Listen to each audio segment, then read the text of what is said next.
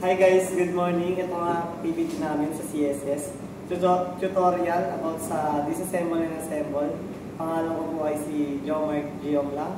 My name is Jericho Rivo. Tuturuan namin kayo kung paano ang tamang procedure sa pag-assemble and disassemble. So guys, ang first step natin sa pag-assemble and disassemble, tatanggalin muna natin yung mga bagay na makakasalaban. Tulad ng mga necktie, hair tie at metallic na bagay.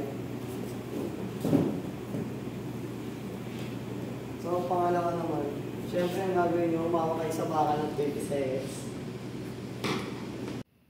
So, yun guys. Re-ready na natin dito yung screwdriver para sa pagbukas natin ng system unit.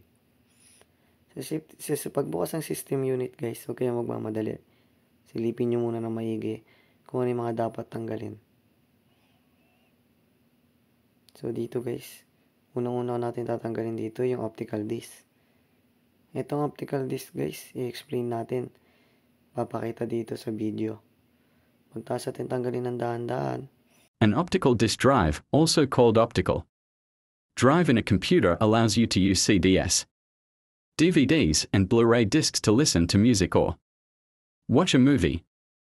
Most drives also allow you to write data to a disc so you can create your own music CDs, video DVDs, or even create a backup copy of your important data files. Yun guys. Pagtas natin ma-explain yun, optical disc, next step naman natin, dumayo na tayo sa wirings. So sa pagtatanggal ng wiring guys, dahan-dahan lang. Hindi nyo kailangan lagyan ng pressure. Bunutin nyo muna yung mga wire para mas makagalaw tayo ng mas maayos. Don't forget guys, huwag nyo hilahin. Huwag nyong sirain yung pagkakatanggal dun. Dapat maigi lang yung maghawak, gentle lang, para hindi masira yung wirings natin.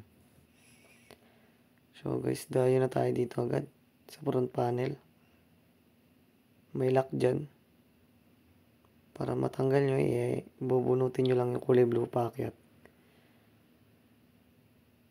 Silipin nyo muna guys, yung front panel. At tulad lang kanina, syempre explain din natin kung ano yan. The front panel is a touch-sensitive screen with a graphical user interface. The front panel has a large central area to display dynamic information and icons. So yun, pagtapos natin tatanggalin natin yung wire dyan. Next step natin dyan, yung mga sumobrang wire na kailangan nugutin.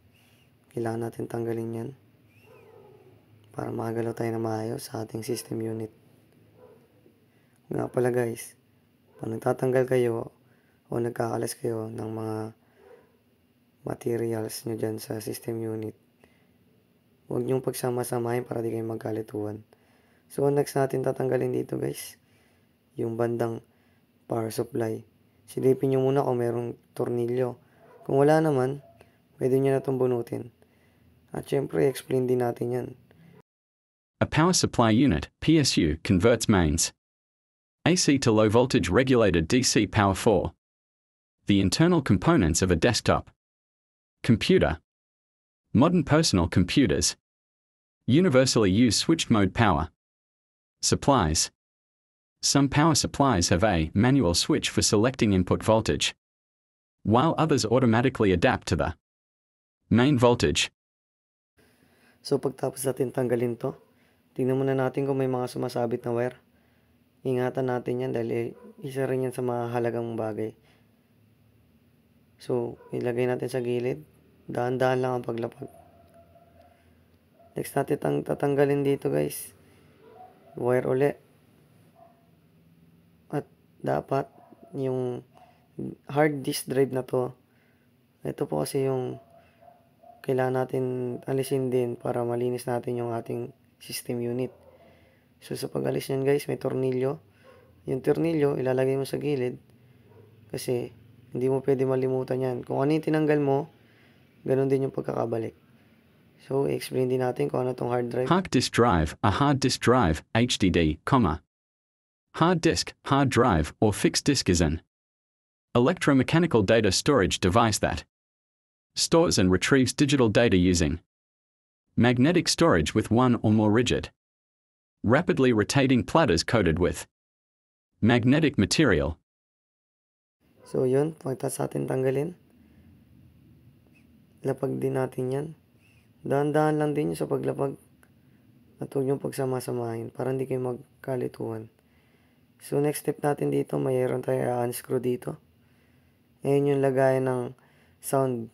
Kumbaga dyan mo isasaksak yung headset mo, headphones, speaker, mic, etc.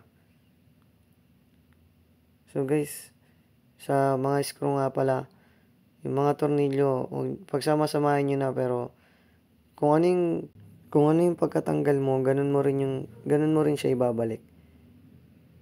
So guys, dahan-dahan lang yung paghila. Huwag masyadong lagyan ng pwersa. Alalay lang.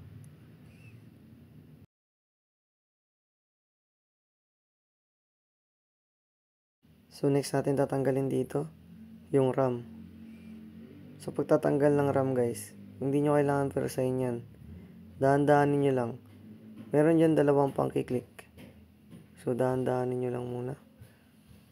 Pihitin nyo lang muna kung talaga nakakabit yung motherboard. Pag alam nyo na nakakabit, maigi, tsaka nyo tanggalin yung RAM. I-explain din natin kung ano RAM yung is a common computing acronym that stands for Random Access Memory.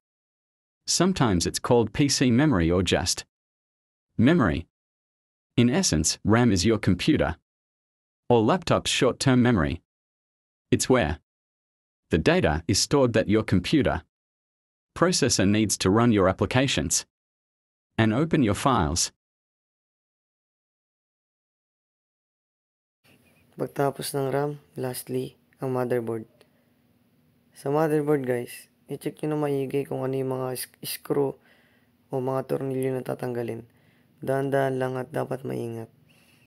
Kasi ito na mismo yun, nagpapagana doon sa system unit natin. Kailangan talaga sobrang ingat lang at dahan-dahan. So guys, dito makikita nyo, ina-unscrew ko na yan. Yung mga screw guys na makakukuha nyo, yung mga tornilyo, lalagay nyo lang sa gilid. Huwag nyong wawalayin dahil kung saan nyo tinanggal, dapat doon nyo rin maibalik. So dahan-dahan lang. Dapat magnet din yung gagamitin yung screwdriver para di kayo mahirapan. So pagtapos natin matanggal lahat, pagsama-samay lang yung tornilyo, tatanggalin na natin yan guys. Pwede nyo nang hawakan sa pan guys ng dahan-dahan. Ngayon para sa kaililinaw, A motherboard is the main printed circuit motherboard. board PCB in a computer.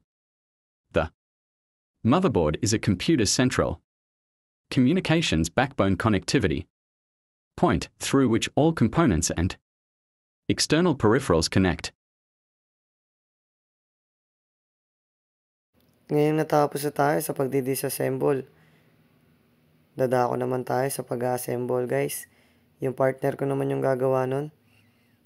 Kaya, eto na siya. Si Jericho Ribo. Hi guys, nasisimulan ko na. Natanggalin muna natin yung mga bawat ano natin sa katawan, lahat. So next natin gagawin ay motherboard.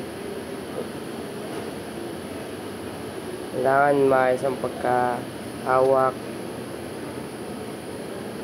At papakita ko muna yung aking system. Yun.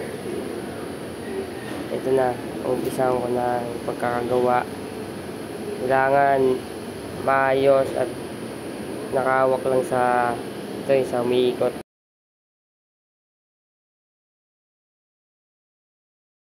Ang mga tornilyo kailangan ibalik ng maayos at walang kulang. Kailangan solido at maayos. Kailangan walang kulang. Pagkatapos ng motherboard, yung next natin ay audio. Kailangan dahan-dahan lang masira ang wire.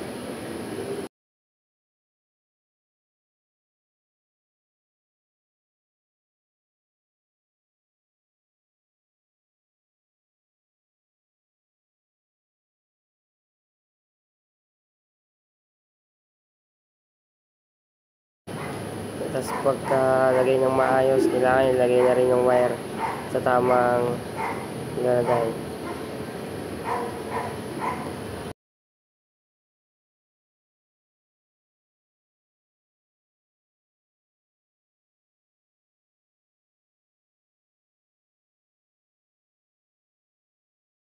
Ngayon, pagtaas ng audio, ang hard drive naman, kailangan nasa ayos din ang pagkalagay na ito at tornilyo kailangan ilagay.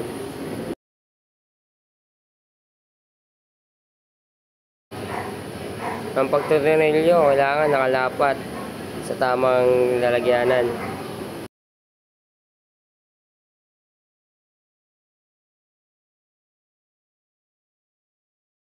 Pagkatapos natin sa hard drive, ang next natin ay power supply. Kailangan magana ang pagkahawak sa mga wire at sa mga at ang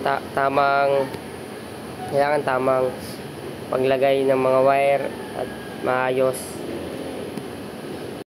Sa pagkakabit ng wire, kailangan saktong diin lang, huwag masyadong biglain masirang pagkakabit.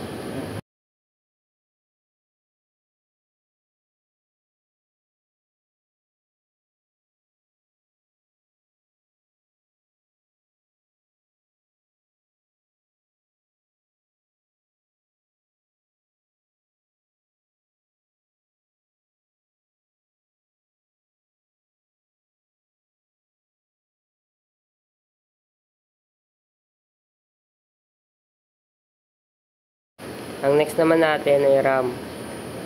Tignan nyo muna kung malinis bago nyo ikabit. Ang next naman natin ang front panel cover.